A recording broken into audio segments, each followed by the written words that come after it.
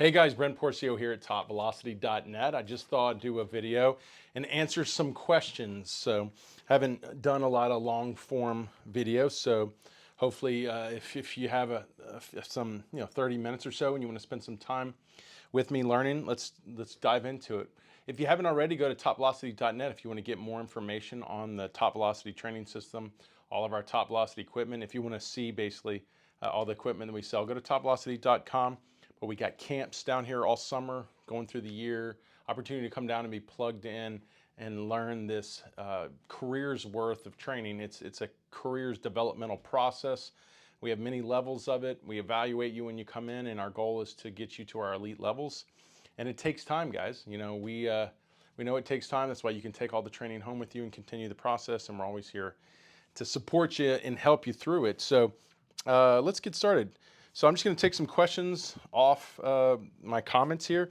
And if you would like to leave a question, just post it at the bottom, follow us, subscribe, just so you get alerted when I answer the questions. But let's start with this one. How do I stop striding open?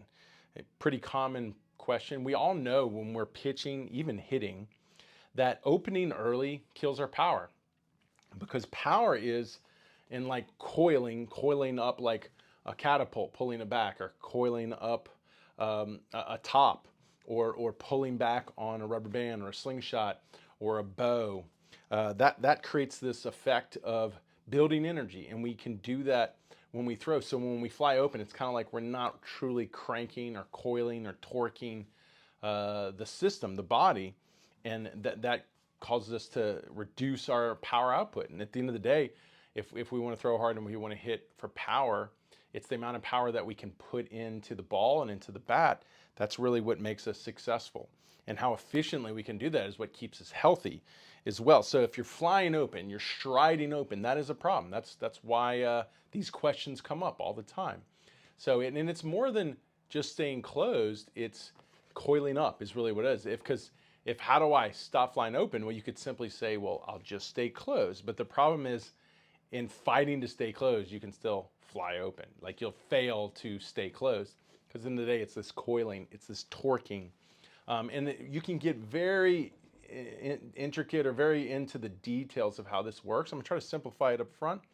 But basically, we've got to start the linear movement first. Basically, start the direction of where you want the energy to go. So if I want it to go to the camera, I'm going to turn, because rotation is another way of creating energy, just as much as like moving your mass forward is a way of creating energy. So what we're going to do is we're going to close so we can put in some rotation. And that's the whole concept of staying closed or not opening. And then we're going to start the momentum process. So we're actually going to start moving laterally or sideways. And then as we move sideways, that's where we have to prevent the flying open, because that's when we start transferring or translating the energy up. So I'm going to obviously pinch my scap. That'll help. I'm going to keep my trunk more upright and not lean, what we call ipsilateral. Keep it more contralateral. Pinch the scap. I'm going to let my trunk even turn back as I'm still moving laterally, like my hips are moving sideways. And if I'm doing that as my hips are moving sideways, and I'm even kind of leveraging my scap or counter rotating, that starts building the coil and it starts torquing. At the end of the day, that's really the key to not striding open, is start a lateral movement, not a rotational movement. So just start moving sideways and counter and gain some leverage, like through the scap and through the trunk, to counter against that. And we start coiling and we start preventing flying open. Problem is, if we start in rotation too early, in itself, the reaction is to fly open. So it's good to kind of just close off, line up sideways with your target, start moving laterally, and then start pinching and counter rotating as we start the process. It's typically a better way to do it. But to be honest, a lot of people really don't understand really so much how to stay closed. I mean, that's pretty simple, like pinch the scap, counter the trunk. They don't really understand how to start the momentum. They start the momentum incorrectly. So like, they'll just start turning their back hip, their back leg will start turning, or opening their front foot.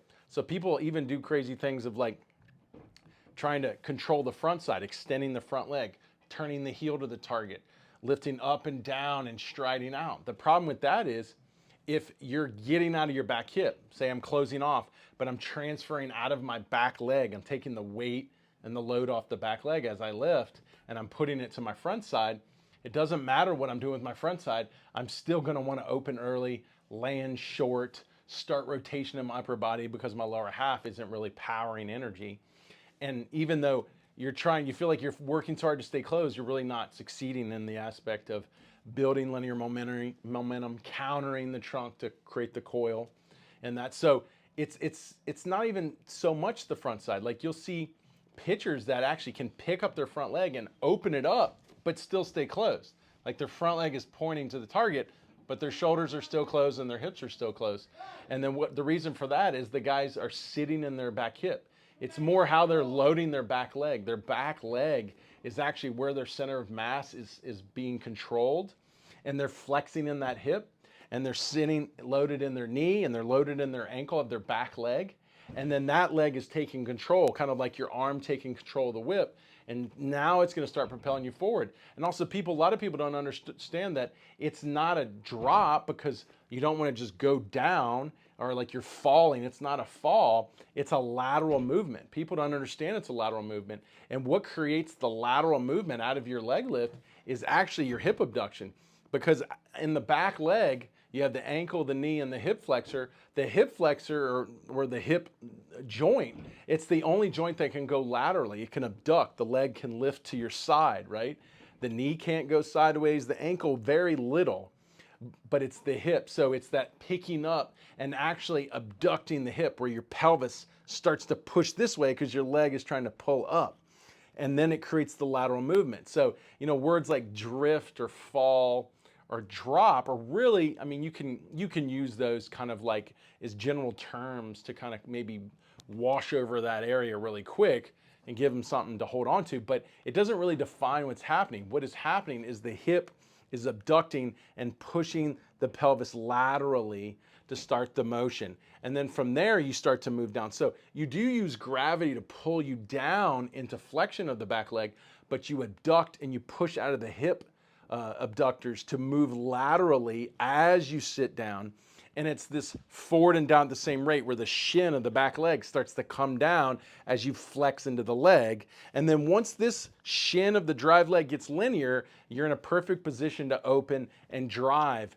And if you open and you create a little out of rotation or counter rotation, a little rotation of the hip, and that leg is still in that 45-degree angle, you push through that and that spins the pelvis, and that's what drives the pelvis open and landing. And if you've done the good job of staying close, loading the scap, counter-rotating the trunk, then you're closed at landing and you're coiled up for the big unload of energy that accelerates all that force to the ball. So I know that's a long-winded talk about how that works. It's because that's the most complex part of the movement of the system, and very few people understand the physics of it, the kinesiology of it. And it's 3/4 your delivery. So it's the most important part of your delivery because you're spending most of your time there. And if you look at the studies, most of your rotational forces are coming out of the back leg because the back leg is pushing the pelvis around. And if you push the pelvis around as you land, as the trunk delays, then that pulls all the other joints into rotation. The trunk into rotation, the shoulder in rotation, the forearm into rotation. So your back leg driving the pelvis is the power of rotation in the body. And then the front leg is just the stabilizer of that energy to help push that energy up and out. And studies show that too. The back leg pumps it in, the front leg pumps it out.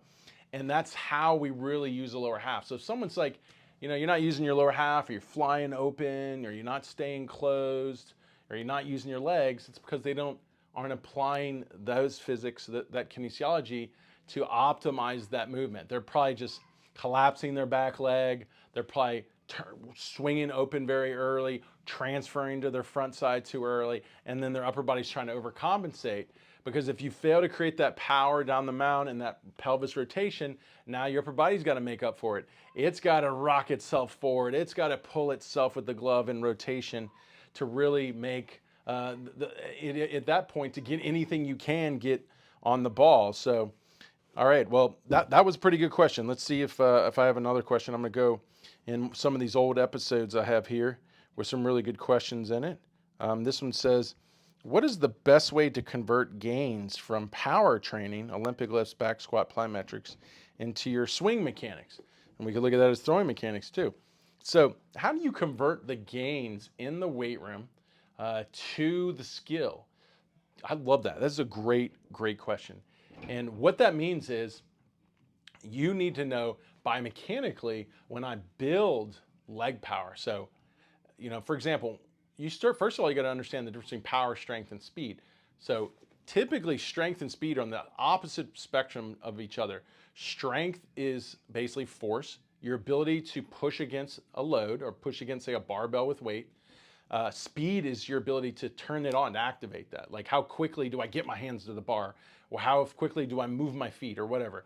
That activation of the neurological system to make a movement, create a movement, is really speed. But the combination of that, where I can get under the force and apply force into the object, and I can do it quickly. I can get to my peaks really fast and move it very quickly. That's power. So say I'm doing that. Say I'm building power because I'm moving, say, and we do it with the Olympic lift. Say I'm moving, well over my body weight, 150% of my body weight. That's a lot. But I'm moving 150% of my body weight and projecting it up to my upper body. So I had to do that really quickly because I had to push against gravity to make this bar elevate, and so I could rack it and catch the bar. Well, how do I use that power in my skill? Well, I got to go to the skill, the biomechanics, kind of like what we just went through, and find the points where I can tap into the same power. So first of all, what was creating that in the clean? That was knee extension from the quads. That was glute extension from the glutes, or hip extension. That was ankle extension from the calves. Where am I using that in the throwing or hitting? Let's look at throwing.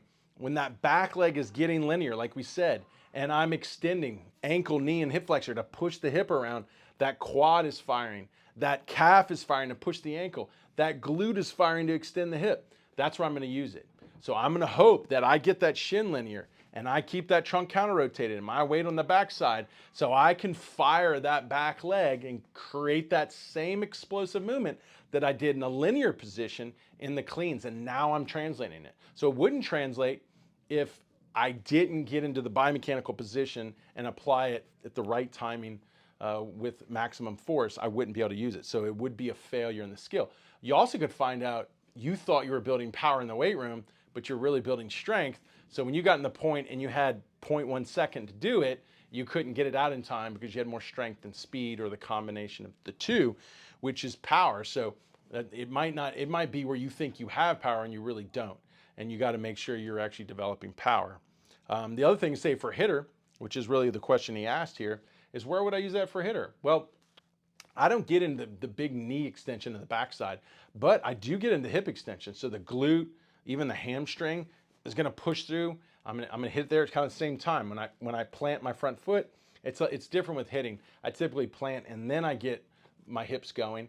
I'm going to extend or activate the glute, extend the hip. I'll even feel the ankle pushing down to the ground, trying to push through the ankle.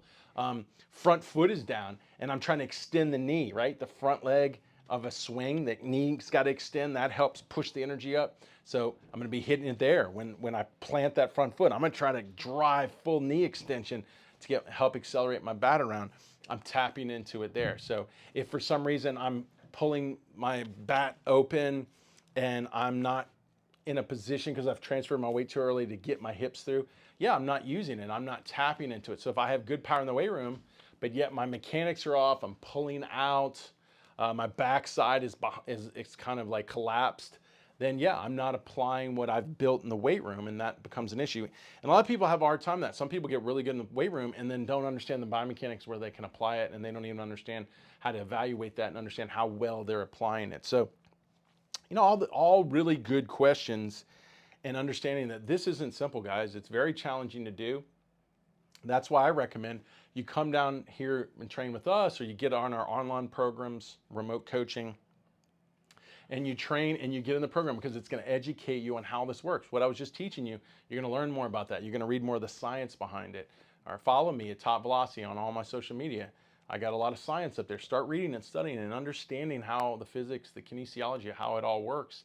And then also use our programming, all our proprietary drills and lifts and exercises and our evaluations of where are they? It's not enough just to be in the weight room, but are you achieving elite results coming out of the weight room? We have an evaluation process with levels of training to make sure you're moving up and you're not just sitting there every day, just plateaued, doing the same thing, nothing's getting better, because you don't really understand what needs to go up, how to get it up, how to periodize, program it to get it up. All that's in our programming training. Come down to Top Velocity Camp, get it online. If you want to just start off slow, get one of our training devices, our stride accelerator, our trunk accelerator, our sled. Those things kind of help you start to understand these movements and give you some challenges and drills to work on improving them. So I hope that helps. If you have any questions, reach out to us. You can text us. You can send us video. We'll even look at your video, do an analysis for you, and tell you how well you're performing it. You can find the phone number at topvelocity.net. Text us through that. Send us your video. We'd love to look at it. So if you have any questions, post them below. I try to do more of these as much as I can. I hope you get a lot out of this. But I'd love to see your questions because it brings better content, more great episodes that I can do for you. So we'll see you next time.